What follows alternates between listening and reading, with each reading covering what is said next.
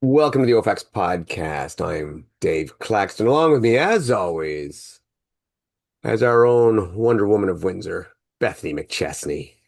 I was gonna go with like some kind of triple three race thing or whatever, but there was Windsor. Had to be done. Yeah. Yep. Good old Windsor. It's the longest I've actually spent in Windsor.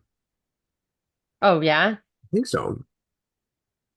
Yeah. I mean, I don't know why you would really go to Windsor There, unless you were at the university.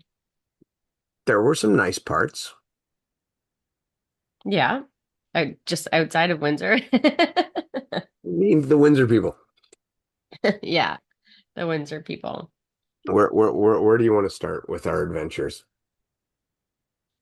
Or Yeah. maybe we should start with how we feel. How we feel today. We're tired.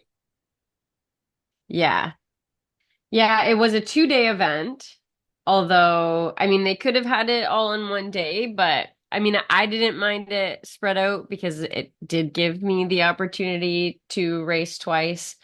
So I did do pro solo on Saturday, teams Saturday, and then open solo on Sunday. So it did give me that opportunity. For those Uh, actually counting, that's three, yep, 3 races. not two, Yeah, three. right. Yeah. It's kind of like 2.25. But the effort that it took for the team relay is equivalent to a full race. So we'll call it 3. I would just like, yeah, when you do stuff like it just smashes the whole central nervous system. Like it just Oh yeah. it just crashes. And like that fast running takes so much more out of you than like even just threshold stuff. So yeah, it definitely wears on you. Yeah, and then lots of judging and running around and coaching and everything else. So it is quite exhausting. I was pleasantly surprised how not terrible I felt Monday.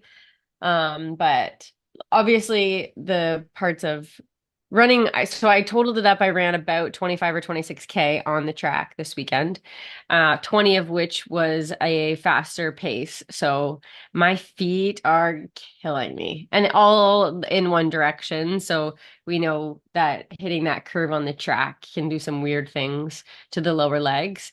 So I am hurting in, my ankles, my perineals, my shins, my feet. So yeah, the lower legs are not happy with me, but everything else feels okay. Yeah. So for me, I think like I do I just like I said, I got some DOMs, but was still able to go to the gym today. Monday's my regular rest day anyway, so I took a rest day like normal. And that was probably actually a mistake. I probably should have done like a shakeout or something just to, you know, flush the legs out a little bit because I felt it a little more today. But I did get a workout in a public gym, which I'm not used to, which I had to wait for a treadmill today. Oh, really? Is this a small public gym? It's pretty small. There's four treadmills, right? Oh, that's small. It's small, right? But there's a lot of weight. So I did my lifting first, and then I'm like, okay, I'm gonna run after. And the treadmills were open the whole time I was lifting. And then as soon as I went over there, all four full. I'm like, oh man. So I just hopped on the bike and pedaled till one cleared up for a bit. Hmm. You know, but it's all right. It's kind of interesting. It's a little culture shock for me to be in there. Working out around other people. Yeah, it's weird and but kind of fun in a way. Like I'm people watching, which is interesting. Hmm. It can be quite distracting, I find. Hmm. I find for me, I really have to try hard to shut off my trainer brain because sometimes I'm like, oh my God, they're gonna hurt themselves. Look away, don't say anything. And then I'm like, I should say something. I'm like, no, say anything. No, Like, no, don't say anything. yeah, I'm like, it's not my business. Not my Yeah. business. I'm just gonna sit here and do my thing. And like you Mhm. say, I think I distract more of them than they do me. Why? Are you a yeller? No, I'm just old. Like comparative, like everybody there is like 18. And Oh, it's a and summer eyes. I'm like, they're doing different things, Beth. Very different things. Oh no. Very different things. Like Instagram type things? Yes. Oh no. And I'm there, and I think they look at me, and I swear they must think I'm probably older than I even am, because what am I doing? I'm doing like very, very basic, all free weights. I don't touch a machine.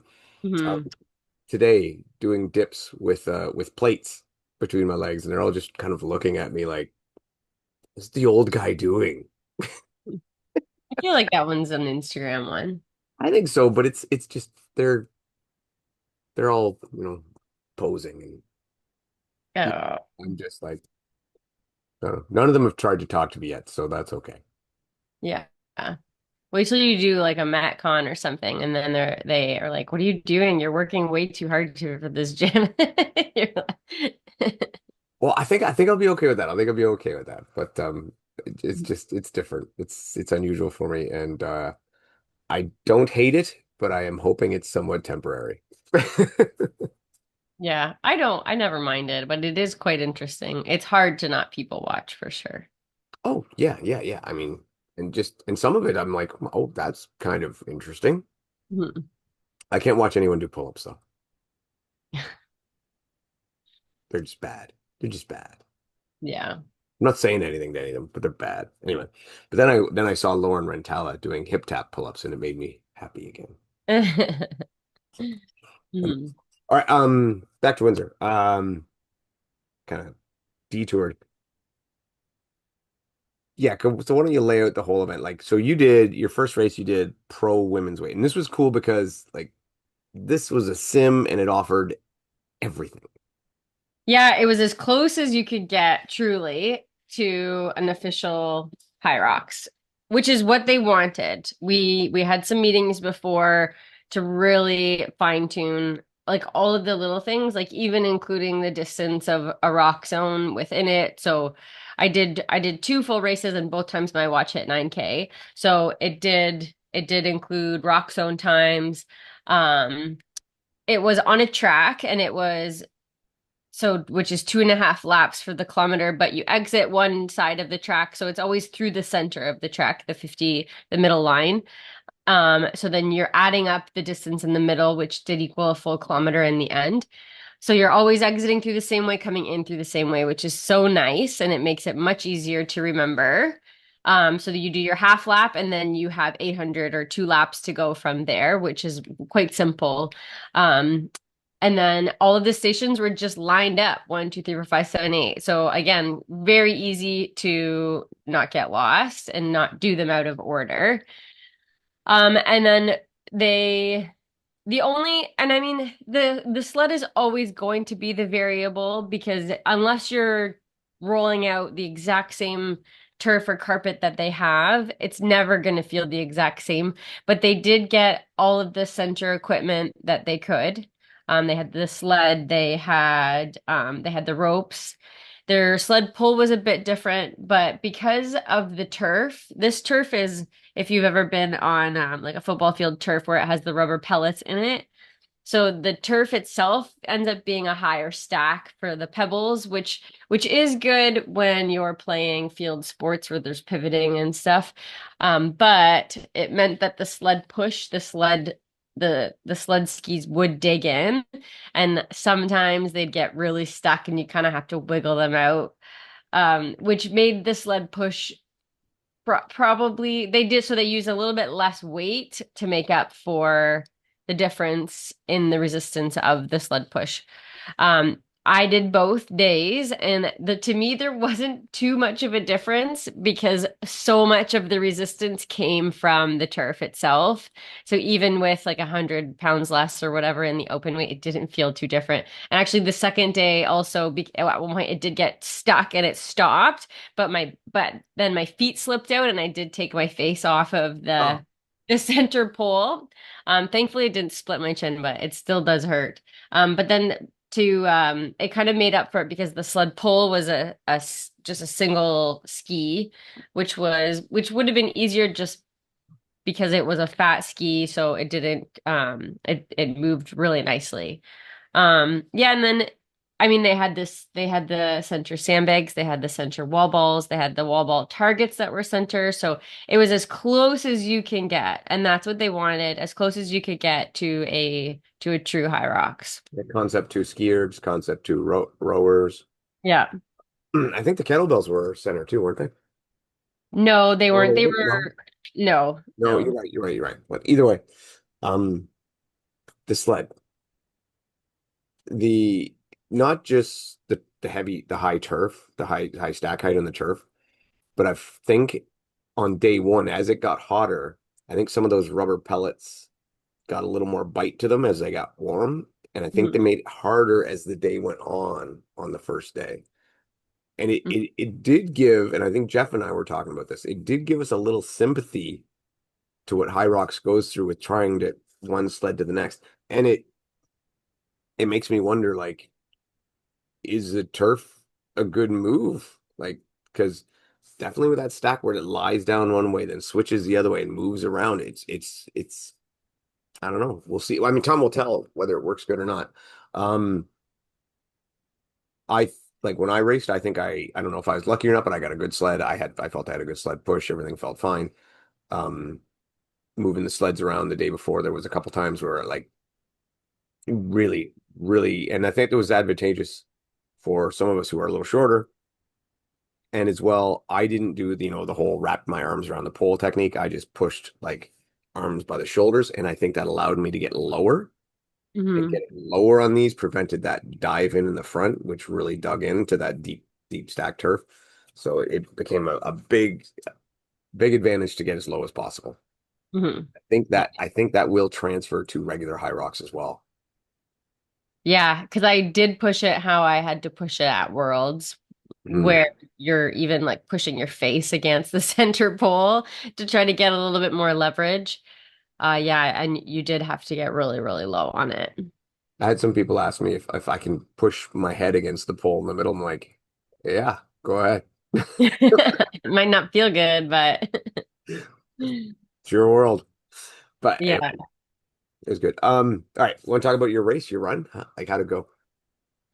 I was pleasantly surprised with how I felt just because I've really only been back into structured training for about 10 days before because I took a week off after Worlds. I usually take off, so there's usually two or three main big races in a year for me, and then I will take off like 3 full days and then ease back into things as my body feels ready for it. But because we had Worlds and then we had the Ultra that I hosted, I took basically a full week off and then eased back into it for a week. And then so I was really only back for a week and a half. So to be honest, I was expecting it to feel a lot worse. I had done one threshold run the Tuesday before and I felt super shitty. So I was I was in my mind, okay, if I ran like fairly slow. So, um, but then I got on a track that I used to race on, and it got me really excited. There's something about like the excitement, nervous, adrenaline combo. And yeah, my legs definitely responded well to the track. So I definitely took it out a little bit hot, but it was so fun. I got so excited running around that track. Um, and yeah, we split through the first K. Lindsay and I kind of had a plan because we were racing together, and then we split through the first K. And she was like, "Beth, that was a 3:40," and we both just laughed because we were both kind of feeling the same, where we were both really excited. And obviously, that's not our kilometer pace in high rocks, but I mean, sometimes it's good to try things in simulations where it doesn't really matter. Go out really hard, and if you blow up, kind of work through it a little bit more. So we didn't blow up, but we did go out really hard, and it was kind of fun. Um, so yeah, and then I just kind of kept the rest of them fairly consistent, my kilometers, and um, there wasn't ever a station that I felt super terrible. I was kind of waiting for it to happen. I did start to cramp up pretty bad on lunches, but again, that would just be my where I'm at in training right now. Like you hit around that hour mark and my body's just wasn't totally ready for it. And I did kind of bomb wall balls, but I mean, I did. I typically am not great at them with the pro weight anyways. So yeah, I was a 111, which I mean, if it was exactly a high rocks course, I would be very happy with that time. It would be a 2 minute PB. So Well, here's the thing, and this one I liked during the race. I loved this during the race, and I loved it about the event. You knew it was a kilometer. You knew the distance was right. You knew the distance was exact, and it was kind of yeah. reassuring. Like Yeah. it wasn't like this is this long, this is this long. Maybe it is, maybe it isn't, maybe it isn't. And I I liked that. I really Mhm. enjoyed it. So I felt that reassuring. So we do know it was what a Hyrox is supposed to be in length. The only difference being the running through the zones, not the rock zone, because there was still a rock zone of sorts, Mhm. but the running through the actual zones where you don't have like 50 skiers lined up that you have to run past and come around. Yeah. I mean, that would Yeah. be the difference, but they were truly like, I mean, it wouldn't be too hard to measure it out. I was like, you were exactly 8K of running, and then Mhm. I believe the track is roughly 50 meters wide, give or take, Yeah. It's 50 meters wide. right? So then that's another 800 meters, or sorry, another 400 meters going across. So you were like 8.4 there, plus a little bit down. You had to come down to the zones. You were probably right around 8.7, almost exactly, not including. I both times my watch hit bang on 9K, Yeah, yeah. And I mean, which would have counted because with your burpees, like all the you still had to run a little bit down and back. yeah, yeah, your lunges, your farmer Yeah. carry, it all add up. So, I mean, yeah, I think that way it was spot on. I'm trying to think like stuff. The sled pull was light, and This I don't say it was light, but it was easy, and I think it was due to had that single ski sled, which yeah. worked so well. I would like to see that at a regular High Rocks because it works really well. I think they could have used a bit more weight on that. Um, but I thought the push was the weight it should be. It felt like a good push. Yeah. Um, Hmm. and then really, what else is there, right? Like everything else was good. The wall balls were nice, nice setup. Uh, yeah. I did you get an IV? No, but I kind of wanted to. The I, rehydration IV. Yeah, they had a really awesome athlete area. You could get a massage, you could get an IV, you could get your iced coffee, you could get your matcha. They had all of that. They had food, they had swag. Hyena beer.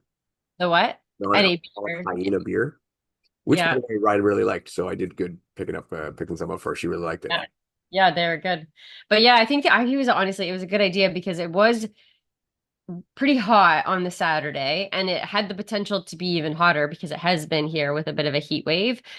People were getting a bit sick. I saw on Saturday. I saw some people. Sunday wasn't as hot. I did see some people get sick, but I don't think that was from the heat. Yeah, that was run sick. Yeah. Yeah. So it was probably a good safety measure to have that there anyways. As the day went on, it did get quite hot. We had the fortune of racing at 7:15 in the morning, so it was not too bad. There was dew on the turf, which made it slippery with some things, but other than that, it was really nice running that early in the morning. They did a great job though. A lot of the judges had misters, so they would mist you as you went by. My Yeah. idea stolen directly from RX1. Yeah, they'd mist you on your back if you wanted it. So that was really nice. They had buckets of ice in the middle of the rock zone or whatever you want to call it also. So I mean there was ways to cool you down. I would grab ice sometimes and throw it in my sports bra to just help a little bit. Yeah, I thought that was really good. I thought of it on the Sunday after I did my run. I had went and had one of the drinks. I can't remember what they had protein powder, one of the vendors, Mhm. and they gave a couple samples of the drink, recovery drink, and they said you should go get an IV. And I'm like, oh, but I'm like, I gotta go get judging. I had to go back to Yeah, we just didn't really have time because as yeah. soon as I finished, I was judging. Well, yeah, and that was it, right? Which was kind of from a selfish standpoint was like, damn, I would have liked a massage and I would have liked an IV Yeah. and to sit Yeah. there with a non-alcoholic beer and whatever food Yeah. those people had that were making that look good. And I was like, Yeah. Oh, and one of the highlights too, the DJ was awesome. it's pretty good. It's, Yeah. You could have just danced the whole time too. He was amazing. it had Which again, it was all that's all kind of the High Rocks vibe too, right? The music's really good and kind of gets you pumped up. It really was. I think the only thing in hindsight that probably would have cleaned it up was to make it a 1 day instead of a two. And you would have got a little more atmosphere, a little more crowd. I thought realistically for a first event, they did pretty good, I thought. Yeah. Um, I mean So there's yeah, they had 265 registrants. yeah, which was 150 on the first day approximately, and then 100 on the second day. So the second day felt a little bit more bare, but so they definitely could have I didn't mind because we were there for a 2-day event. We were done at 1 o'clock both days. really liked that. Yeah.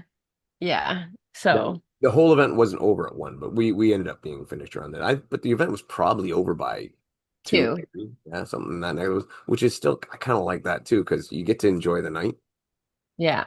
rather than racing a relay at 10 a.m. 10 p.m. Right. Yeah. No, I liked. Well, actually, maybe I'll tell you about my race. My race, and I described it to Rishi. She said, "How was it?" And I said, "It was predictably embarrassing, Embarrassing. but predictably, Oh, okay. it went exactly as I thought it would go, which means I was completely unprepared for it, which I knew I was. But Right. I'm not. It's difficult because it's like that's not your best. At the same time, I'm preparing for something almost completely different, and but it's either way. I had a good time. I got through it. I did the pro wave. I'm feeling very confident in Toronto that I'll do even better and have no issues. None of the weights were an issue. Nothing was a problem there. I just ran out of gas. Yeah. And Yeah. It's a long event for you in general. well, yeah, I just bonked, right? And that was normal. And I mean, in fairness too, I did, and for me, this isn't going to sound super fast to some people, but my plan to go the rate I was going to go was to run like 5:30s, 5:15, just coast. And the first kilometer, we did it like a 4:26 or 4:23. And I'm like, Hmm.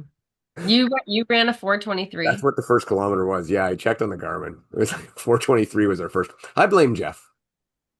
Well, you went with him. No, I even hung back. I was like me and the guy who actually ended up fighting with Jeff. Not fighting, racing, Racing, yeah. fighting for position. Uh-huh. Yeah, he and I hung back and kind of talked a little and chatted, right? But I was like, yeah, yeah. I looked at my Garmin and even like not just where it says your first kilometer on your split, but also where my like if I look on the chart where my cadence stops Yeah. and then I'm onto the skier. Yeah, it was like 4:23 or 4:26 or something like that. It's hard not to go out a little bit quick in that first K. Like you say, the track felt so good, right? Yeah. And then it steadily petered off until the last one, and then it like fell off a cliff. I got to the wall balls, I was just done, just cooked. Mhm. But my depth was still fantastic. That's all that matters. All that matters. Depth was okay. But I'm realistically started to feel it really bad at the farmer carry. And that's something like a farmer carry for me, which I should just whip through with my grip strength. I did. I broke a ton. Yeah. Just and knew that going in. I was just like, like just gonna relax and go through it. I broke more on the farmer's carry than I did on the lunges. The lunges I just kept going at a slow pace and never stopped. But Hmm. area broke a ton, and then the wall balls took forever. But it is what it is. I actually was still around the time I figured I'd be, Hmm. so that worked out well. But it was just like I said, predictably embarrassing. I wouldn't say embarrassing. You got through it. Oh yeah, I mean yeah, I mean it just it's hard. It's hard when you switch gears and know that I used to be able to run so much better, and Hmm. now because I'm doing something different, and you miss it, you know, when you go to Hmm. try it again. But it's no different than when I was running and I ran better, and then I wasn't as strong, and I missed that. So Yeah. Yeah. it's hard finding that even split. And I'm Hmm. hoping after the end of this year's championships that I will be able to really find that split and get it dialed in. Hmm. My plan is to even simplify training even more. Just really, really basic stuff. Hmm. Make all the 18-year-old gym bros confused. Have them all doing push-ups by the end of it and pull-ups. Yeah, old school. Murph every other day. Ew. No, but it was great. It was good. Yeah. And Uh, they are another thing, they really did outdo themselves in some ways. They were taking splits at every station. I thought that was a bit ambitious myself. Yeah, so I'm curious to see they are gonna get them out. They said within 48 hours, Mhm. so by well today, I suppose. It was very ambitious, but we'll see if they got it all out. I'm curious to see. So there was no chip timing or anything, but all the judges had a running stop clock, a stopwatch, and they'd write the time they were in, time they were out, and then it's all gonna be calculated. So we will see. I think, and I get the reason for having the clipboards and doing this. I mean, it is a cool idea. I personally think for their first event, I would have maybe just went with handing the people the clipboards and you just write down the number of the person that comes in, and that's all you need to do because that way you make sure the person does every station, Yeah. right? But the getting the splits for everybody, and that as soon as I saw like we got to the first day and we went right at it, right, getting things set up and getting ready to judge and whatnot, and I saw these clipboards and people like asking me questions about it. I'm like, that was my first word was this is ambitious. Yeah. And I But would it is a fail safe though to me, like you said, to make sure that everyone did everything. So I do understand the thought process behind it. So it's not a bad even if we idea. don't get all of the splits, like even just to have them in case someone questions something. Yeah, it's not a bad idea. But I think in order to pull it off really well, you need more manpower than what they had, you know, Yeah. because you need somebody just dedicated to just do that At each station. at each station. Yes. Yeah. And those are people that we need for judging. Yeah. So it was Well, very, we'll see. And tons of photographers. So they had a photography looked like a company or maybe photography school. they Uh, they put up a post saying that pictures are coming, and if you didn't pre-order, you still can. yeah, So yeah, I'm interested to see how that goes. I mean, I'm sure they're pretty good. I'm sure they come out all right. I'm not a big picture buy guy. I just don't care enough. I see enough of me. I don't For need the to. gram, Dave. It's for the gram. Yeah, I know, but I go on the gram. I do it, but I It's just for the OFX podcast thumbnails. that's Riley's problem. So yeah, they say they're going to do some more events, which I think is cool, and I think they should do another Hyrox sim, but I think they should also do some other stuff, like just get out there and do some crazy shit, do some of their own shit, have fun. Yeah, I mean they have all the equipment now. But I think you can look forward to some more events, maybe some more out our way, even working together a little bit. So just keep an eye out for them because they are very ambitious and they're a good crew that wants to really help this sport grow and the sport of hybrid racing in general. So keep an eye out for them and what they're up to. Let's talk about gyms, Bethany. Talk about gyms. Gyms, gyms to be, and we had discussions on how hard it is to get gyms to partner up with each other and work together. Yeah, I mean, it's hard for me to understand because I've I've I've been of the mindset that we all have a common goal of trying to help people live healthier lives and the events are to give people something to train for and to challenge themselves in different ways and I live in a small town and we just hosted an ultra and I reached out to to anyone that had a gym or I knew was a trainer in town and essentially I heard back from one guy who might be the most not in direct competition to me, I suppose, and he was super receptive of it and he sent out some people from his crew that ran and they had a team there together, but otherwise radio silence. So I look at it right now, the way I've seen these gyms work or not work together. It's like martial arts clubs from the 80s and 90s. Hmm. So if you want to know what that's like, go watch The Karate Kid. They all think they have this secret and this thing, and they have to turn inward into their own little community. And no, you don't. You can work together. You can the more you get gyms work together, the better off you're going to be. The more you're going to learn. The more you're going to if you put on events, the more you're going to draw from. Like Hmm. friendly rivalries are awesome. Yeah, and that's what I was trying to promote. Like, send a team. Have a team that represents your gym. They can wear your gym logo. But yeah, I didn't hear back from anybody. And it's too bad. And Gideon, who just hosted this event, he kind of said the same thing. And that obviously they have a bigger area to pull from even. Sometimes I think, in a small town, we feel like the market is so small.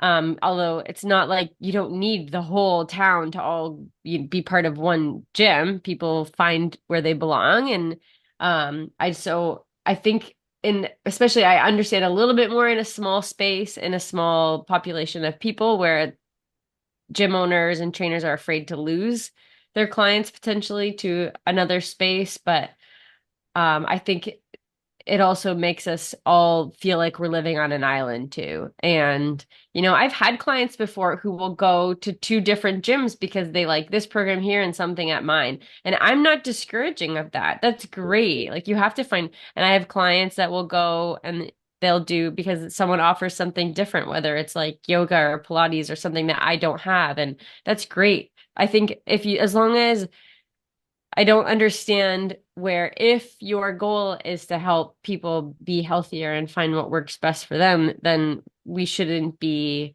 trying to keep everybody and keep them away from other people. Like there's some sort of um like commodity that we can lose. So, because at the end of the day, if you just want what's best for people, then you'll work together if we all have a common goal. So yeah, I find it really, really fascinating. Well, look at it this way.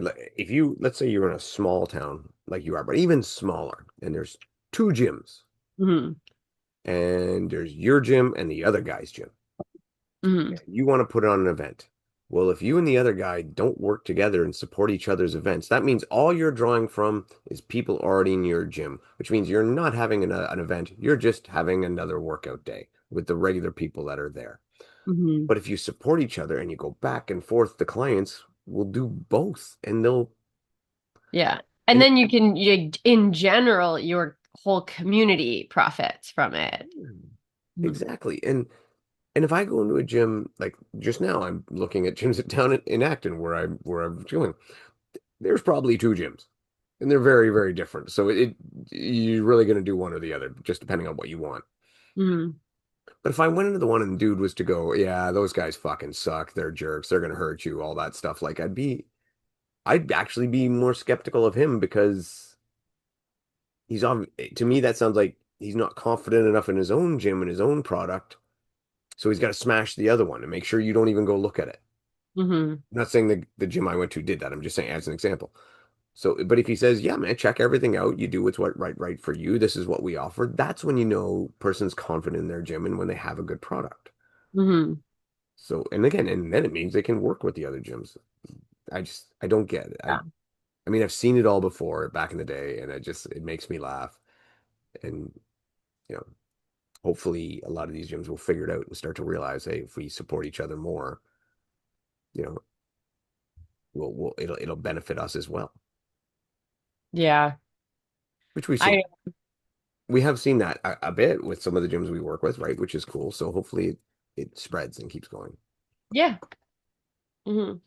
And one more thing about Windsor, it wasn't that bad a drive. Windsor's a great drive when you're comparing driving to Toronto. Well, for you, I mean traffic. There's no traffic driving to Windsor. well, there was for me, just from where I was leaving, because I was right down by Lake Shore, or not by So Lake Shore. you're talking about Toronto. Yes, but I had to leave from there. For the Yeah. people, like if you're in Toronto and and they're putting on an event in Windsor, is worth going to. Yeah. If it's a decent size event, it's worth it. I mean, you might not want to go there for, your everyday workout, but it's worth it. We saw some of the people that we see everywhere. Waldo, Lisa, Yeah. everywhere, always. Mhm. Juan, Karis, everywhere, always. Just Yeah. everyone everywhere. Anyway, if you were to give him one piece of advice for your next one, what would you say? Um, oh, that's a good question. I was due for one. I don't think they did anything wrong in any way. Like I think they just need to build on the momentum that they already have. I think a one day event sold out is a good place to start, but I mean, I think July is a really tough time. And this I did say to him too. If you moved it outside of the month where everybody's on holidays or at weddings or traveling or camping or whatever, it might be a little bit more well attended. July is a really tough month in general to host things. So other than maybe the time, but yeah, I think, and maybe a one day event. I don't mind 2 day events, but I might be the anomaly in that. But yeah, I think just to build on what they've already done, because I think overwhelmingly it was a very well received positive experience for everybody. So for me, if I would have said the same thing about the time. I think that if they had held this early June, they may have had 50%, maybe even 100% more signups Yeah. Mhm. because people aren't gone cottage and kids are still in school. They haven't run away. The 2 day, 1 day event thing, I'm with you. I don't mind a 2 day event, but 1 day event is less intimidating for people. It's less committing. And like for people traveling, it's like, okay, I got one night in a hotel. I'm going to come down Friday night. I'm going to crash in a hotel. I'm going to do the race Saturday. And because it's done at a decent time, I'm going to head home and we're done. And I got Sunday to crash on my couch while I get ready for work on Yeah. Monday.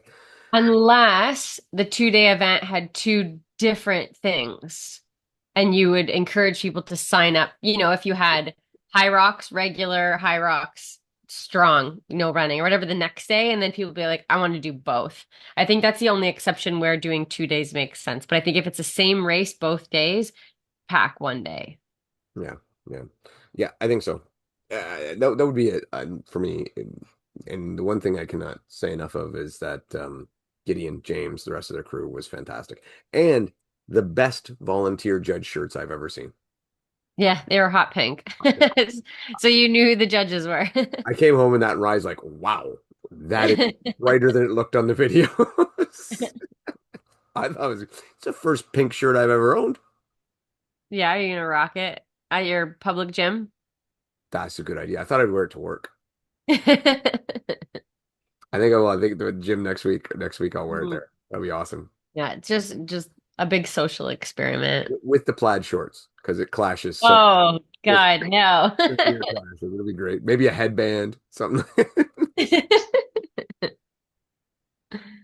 Oh wow, yeah. All right. So what's next on your calendar? You got some time off? Sort of. Nothing super serious. I'm doing that adventure race with Mason next. Yeah, we talked about that. Is so awesome. Yeah. You Yeah. just So smile just saying other it. than that, That's awesome. what's that? You just smile just saying it. I know. I'm so excited. I was talking to another mom today, and she was like, "It would be my dream for and her son would be 20-ish to do a race with her." So I think it's pretty special that I conned my son into doing it.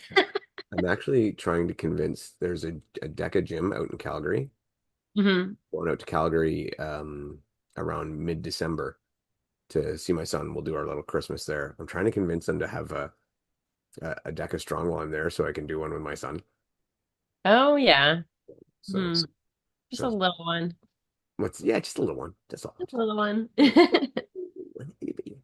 Um, so this weekend, Ryan and I had nothing. Gonna chill, do some work around here to get some. We have done fuck all because we've just been so busy. Yeah. So we got to mostly get storage units sorted.